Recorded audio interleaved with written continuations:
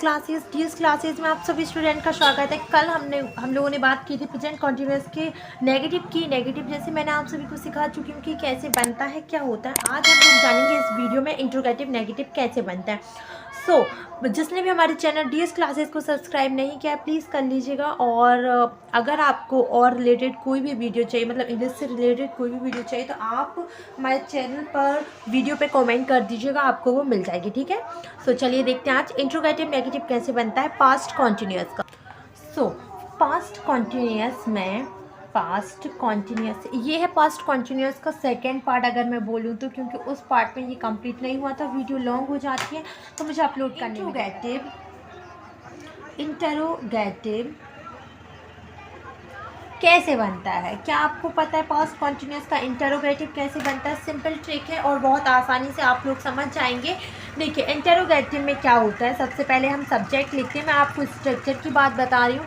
सबसे पहले हम स्ट्रक्चर में सब्जेक्ट लिखते हैं। देखिए स्ट्रक्चर, सबसे पहले हम लिखेंगे सब्जेक्ट, फिर इसके बाद हम लिखेंगे हेल्पिंग वर्ब, फिर इसके बाद लिखेंगे हम मेन वर्ब।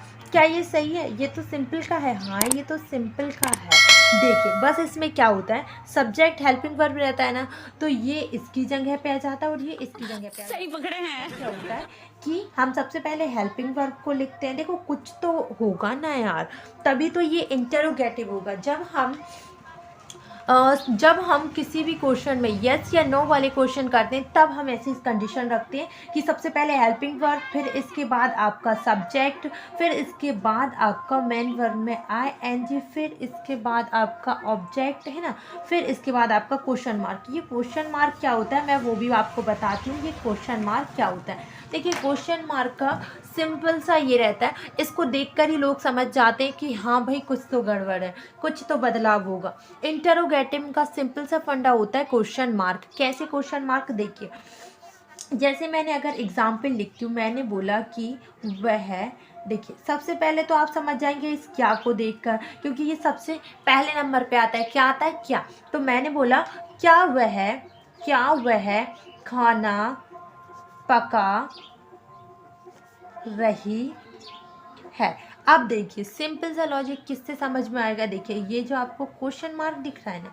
इससे आपको समझ में आ जाएगा कि ये क्या है। ये है इंटरोगेटिव। कैसा इंटरोगेटिव मैं क्लियर करके बताती हूँ। जैसे ये लिखा है क्या वह खाना पका रही है, तो मैं सिंपल क्या बनाऊंगी, इसको बनाने का तरीका तो मैं वही रहेगा, लेकिन क्या रहेगा, सिर्फ जो हेल्पिंग वर्ब आती थी वो सब्जेक्ट की जगह पे चल जाएगी, जो सब्जेक्ट आता था वो हेल्पिंग वर्ब की जगह पे चल जाएगा। कैसे? देखिए सबसे पहले क्या रहेगा, सिंपल बना लीजिए। जिसको दिक्कत होती है ना वो सिंपल बना लें। वह मतलब यहाँ रही है, मतलब लड़की है, तो हमने सी लिखा। अब यहाँ पर आप हेल्पिंग वर्ब लिखते, हेल्पिंग वर्ब होती है आपकी क्या, इज। तो आप इसको अभी मत लिखिए, ठीक है, आपने यहाँ जगह छोड़ दी, इसको मत लिखिए। सी इज, अभी पकाने को क्या बोलते हैं? कुकिंग बोलते हैं। पकाने को क्या बोलते हैं? कुकिंग। सी कुकिंग, अभी क्या पका रही है? खाना, तो हम क्या लिखेंगे? फूड। हम क्या लिखेंगे? फूड। और ये मैंने लगा दिया क्वेश्चन मार्क। अभी इसमें हेल्पिंग वर्ब की कमी है, तो हेल्पिंग वर्ब को उठाकर आपने आगे लिख दिया। कहाँ लिख दिया? आगे लिख दिया। इज सी कुकिंग फूड, क्या वह खाना पका रही है? That means is she cooking food, मतलब वह क्या कर रही है? खाना पका रही है। तो आपने क्या किया, सिर्फ जो सब्जेक्ट की जगह पे था उसको हेल्पिंग वर्ब की जगह पे लिख दिया, और जो हेल्पिंग वर्ब की जगह था वो सब्जेक्ट पे लिख दिया। सिर्फ ये जो है इसको विंडो सीट चाहिए रहता है, तो ये इंटरोगेटिव का नाम लेकर ये आगे आ जाता है, बाकी और कुछ नहीं होता है। क्लियर? इंटरोगेटिव का सिंपल सा फंडा रहता है कि हेल्पिंग वर्ब सब्जेक्ट की जगह पे और सब्जेक्ट हेल्पिंग वर्ब की जगह पे सेटल हो जाता है, बात खत्म। बस इतनी सी बात होती है, और इतनी सी बात में लोग घबरा जाते हैं, लेकिन नहीं, हमें घबराना नहीं है, हमें बहुत आराम से बनाना है। देखिए अब एक और एग्जाम्पल लेती हूँ, फिर इसके बाद इसको एंड करती हूँ। जैसे मैंने लिखा कि राम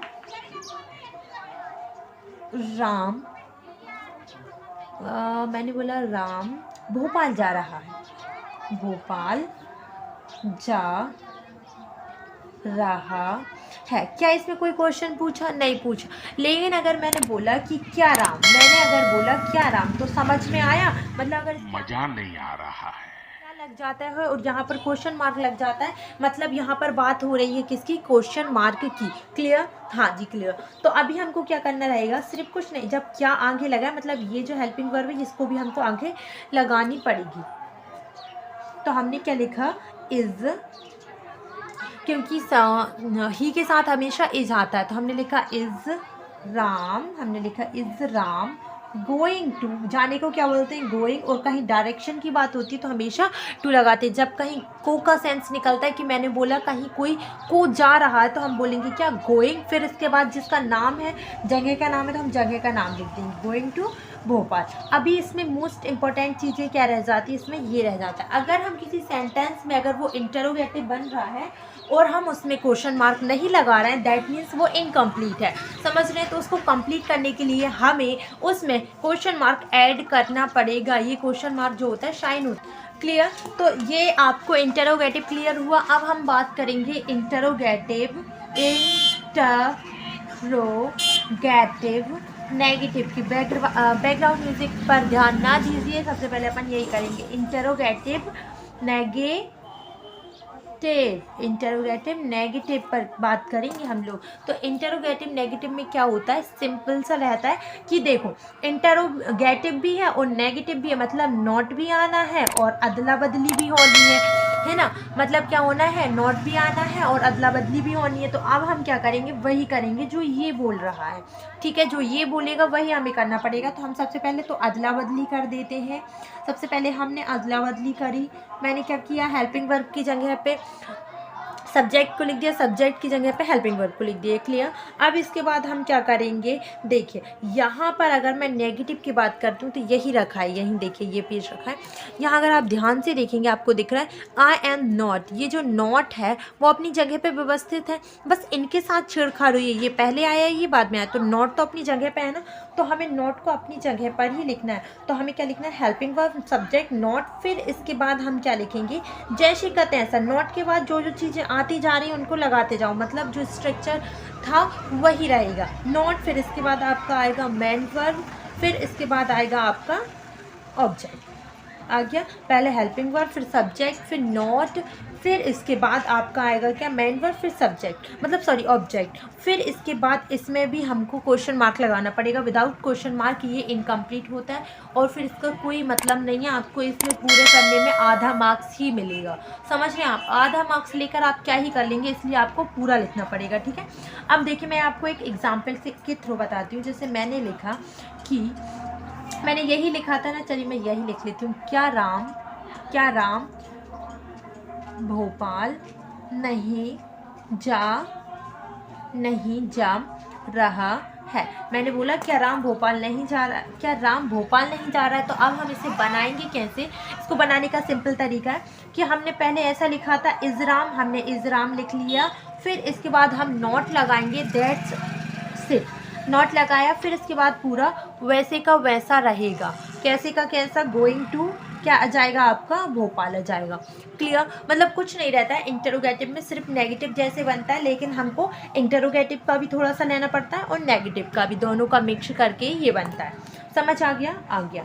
चलिए दूसरा देखते हैं। जैसे मैंने कोई और एग्जाम्पल लिया, मैंने बोला कि मैंने क्या बोला बताइए, हाँ मैंने बोला कि जैसे मैंने किसी का नाम लिख दिया कि मिस्टर गुप्ता, मैंने बोला चलिए गुप्ता जी अखबार पढ़ रहे हैं। मैंने बोला गुप्ता जी अखबार पढ़ रहे हैं। तो फिर इसके बाद हम क्या लगाएंगे, इसके बाद लगेगा आपका सबसे पहले तो यहाँ क्या आएगा, फिर इसके बाद हम नहीं लगाएंगे, जब जाकर ये कंप्लीट होगा इंटरोगेटिव नेगेटिव में। मैंने बोला क्या गुप्ता जी अखबार, यहाँ नहीं आएगा, ये नहीं आएगा यहाँ पर, क्या गुप्ता जी अखबार नहीं पढ़ रहे हैं। तो अब हम इसको बनाएंगे कैसे, देखिए ये सेंटेंस कुछ इस प्रकार से बना। मैं आपको ये तोड़ समझाना चाहती हूँ कि अगर हिंदी में आता है तब भी आपको समझना है कि ये क्या है, ठीक है। आपको अगर हिंदी में भी आता है तो आपको ये समझना है कि ये क्या, जब जाकर आप इसको बना पाएंगे।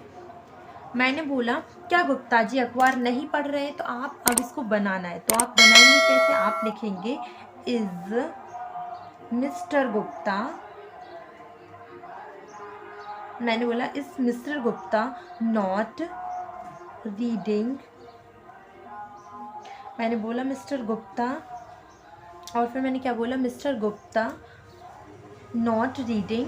अखबार को क्या बोलते हैं, न्यूज़पेपर, क्या बोलते हैं, न्यूज़पेपर। और यहाँ पर मैंने लगा दिया आपका क्वेश्चन मार्क। मैंने क्या लगा दिया? Question mark. तो ये क्या है? कंप्लीट हो गया आपका। क्लियर? तो जब हमको ऐसा करना रहता है कि इंटरोगेटिव बनाना रहता है, तो आपको सबसे पहले तो हेल्पिंग वर्ब और सब्जेक्ट की अदला बदली करनी है, फिर आपको नॉट लगाना है, फिर इसके बाद main verb, object, that's it. जैसे का तैशा। सिंपल सेंटेंस समझ में आ गया होगा। तो और नेगेटिव मैंने कल आपको क्लियर करवा दिया था। आज हमने पढ़ा इंटरोगेटिव और इंटरोगेटिव नेगेटिव। सिंपल सा फंडा है। सबसे पहले आपने हेल्पिंग वर्ब लिखी, सब्जेक्ट लिखा, फिर मेन वर्ब, ऑब्जेक्ट और क्वेश्चन मार्क। क्लियर? मैंने आपको एग्जाम्पल के थ्रू बता दिया है। जैसे मैंने लिखा क्या राम भोपाल जा रहा है, तो मैंने बोला कि is Ram going to Bhopal, और मैंने क्वेश्चन मार्क के साथ इसको कंप्लीट कर दिया। अगर मैं इंटरोगेटिव नेगेटिव की बात करती हूँ, तो मैंने पहले क्या लिखा? स्ट्रक्चर। जैसे मैंने बताया आपको कि हेल्पिंग वर्ब सब्जेक्ट की अदला बदली तो वो थी, क्योंकि ये इंटरोगेटिव है। फिर इसके बाद नेगेटिव है, तो नेगेटिव का रोल भी वही रहेगा कि जहाँ हेल्पिंग वर्ब के बाद नॉट आता था, तो इनकी चेंजेस हुआ, इसका चेंजेस नहीं होता, तो ये नॉट का नॉट ही रहेगा। फिर मेन वर्ब, फिर ऑब्जेक्ट, फिर आपका अदर वर्ड आ रहा है तो अदर वर्ड, नहीं तो फिर आपका क्या? Question mark. तो मैंने बोला जैसे क्या राम भोपाल नहीं जा रहा है, तो हम क्या बोलेंगे? Is Ram not going to. मैंने बोला is Ram not going to Bhopal. या मैंने बोला गुप्ता जी अखबार नहीं पढ़ रहे हैं, तो is mister Gupta not reading newspaper. क्या आपको ये वीडियो पसंद आई? अगर वीडियो पसंद आई है तो वीडियो को लाइक करना ना भूलें, और ऐसे वीडियोज़ देखने के लिए हमारे चैनल को सब्सक्राइब करना।